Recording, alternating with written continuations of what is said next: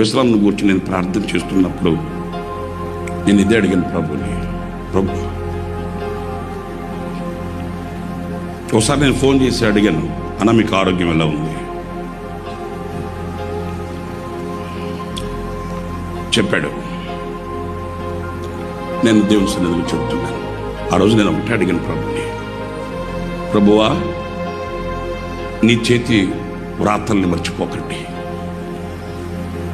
మీ చేతి వ్రాతలు మర్చిపోకండి, మీ చేతి ముద్రలు మర్చిపోకండి. నువ్వు నమ్మదగిన దేవుడు గనుక ఈ సమయంలో నీ దాసునికి నీవు నిలబడాలి ప్రక్కన. ఎందుకంటే మనుషులు ఇచ్చే ధైర్యం చాలదు, నాకు తెలుసు. ఒకరోజు నేను ఫోన్ చేసి మాట్లాడాను.